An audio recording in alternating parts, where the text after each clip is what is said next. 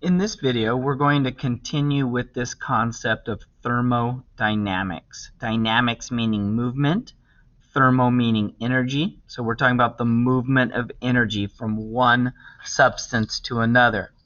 Last class, or last video, we worked on completing this heating curve for 100 grams of H2O.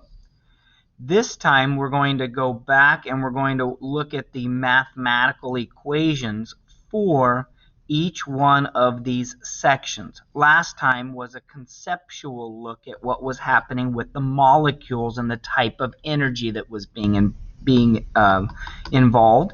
And now we're going to go back and look at equations. For this, we're going to take this paper and we're going to flip it over to the opposite side. And I want to remind you that in each one of these sections, we were either having a change in temperature, where the molecules were moving faster. Change in temperature is always connected to kinetic energy, and kinetic energy is always connected to the speed of the molecules.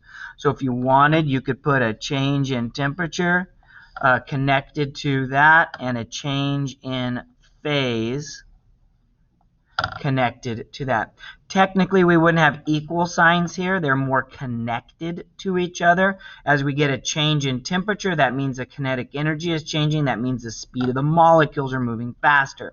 If we have a change in phase, that means the potential energy is changing. That means the spacing of the molecules are changing. So now what we want to do is we want to focus mathematically on the equation, the mathematical equations that we're going to use. So we take our paper and we flip it over, and we're going to break it up into two sections. So I'm just going to draw a line right down the middle of the page. And on the left side of the page, we're going to write change in temperature. We can either have a change in temperature, which means we are changing the speed of the molecules, or we can have a change in phase, which means that we are changing the spacing of the molecules. Those are the two options.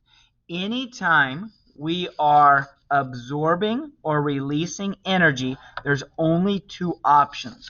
One is the temperature will change, or we will change the phase. So now we're going to look at equations that relate to these. And the equation that we're going to use for change in temperature is Q is equal to M times delta T times Cp.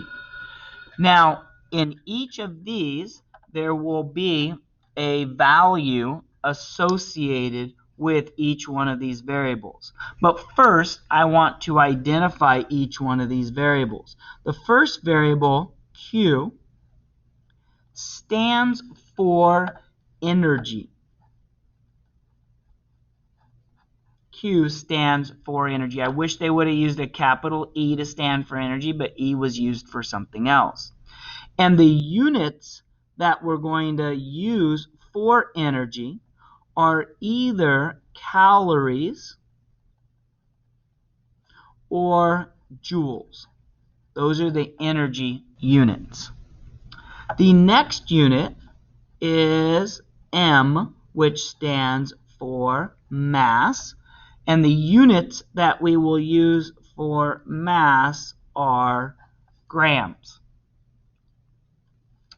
The next variable is delta T. Delta, the triangle, stands for delta, and it means change in temperature. So typically we'll have a beginning and an ending temperature, and you'll need to subtract them.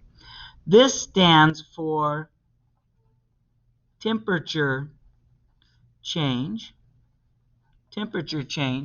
and the units are going to be degrees Celsius. And then Our last variable is CP.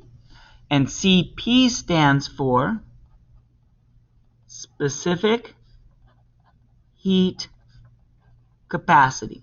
The specific heat capacity.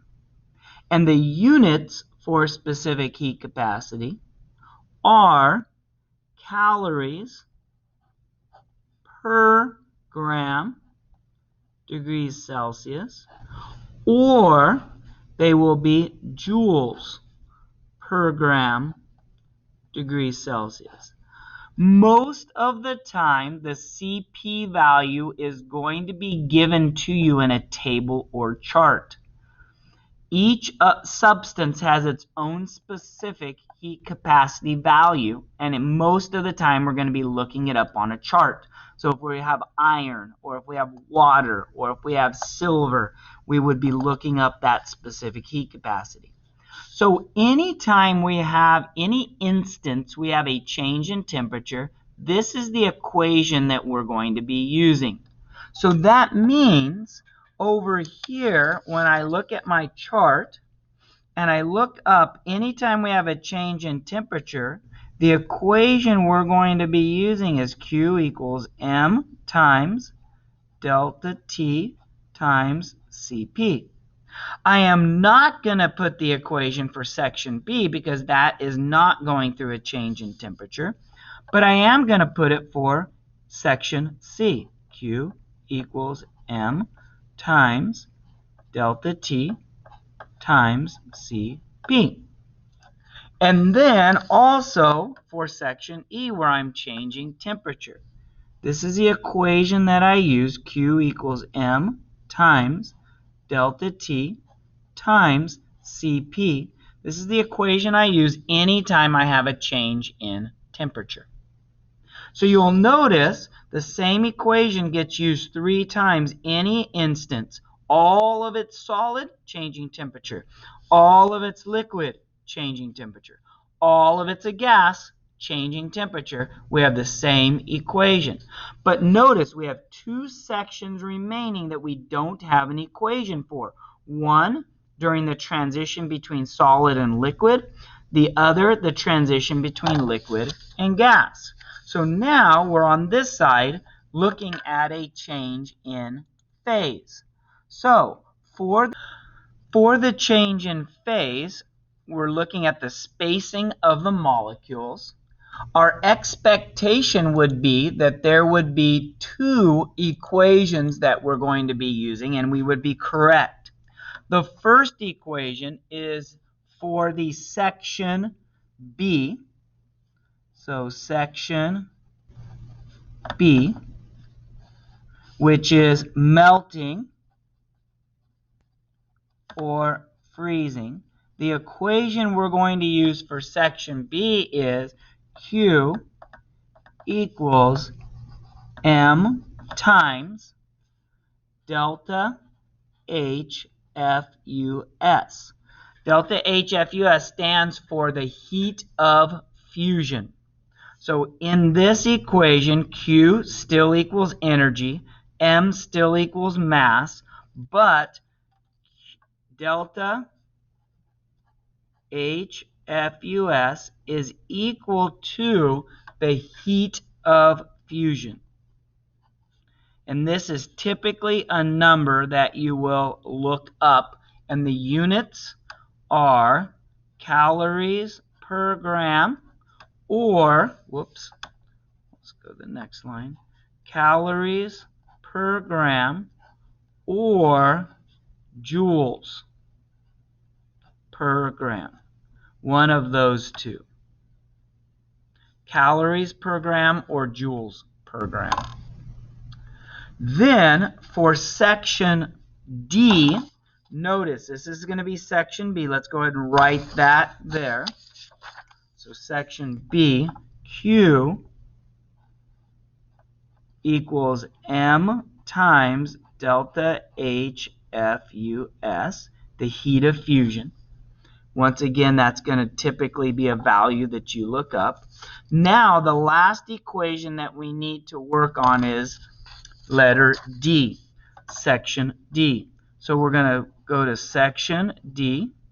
For section D, we're looking at either evaporating and boiling.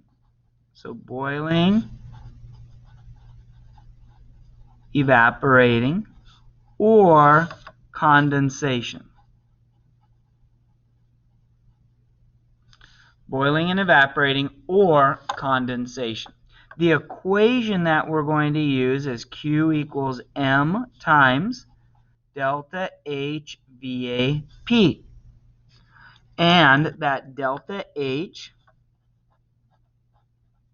VAP is equal to the heat of vaporization.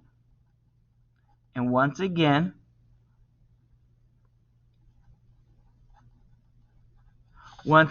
this is going to be a value that you look up. The units are the same. It's calories per gram or joules per gram. Most of the time, this is going to be a value you look up, or delta H if FUS is a value you look up. This equation needs to be placed on section D. Q equals M times delta H VAP, the heat of vaporization. In the next videos, we will be looking at examples of how we use these mathematical equations to be able to calculate the amount of energy absorbed or released by a certain mass with a certain change in temperature with a certain specific heat capacity. Anytime we are absorbing or releasing energy, there's two options. You can have a change in temperature or you can have a change in phase. If you have a change in temperature, there's a specific equation to go with that. If you have a change in phase, we need to know, are we at section B, melting or freezing? We use this equation. Or are we at section D, boiling and evaporating? Then we use this equation. I hope this helps in understanding thermodynamics as it relates to absorbing and releasing energy of a substance.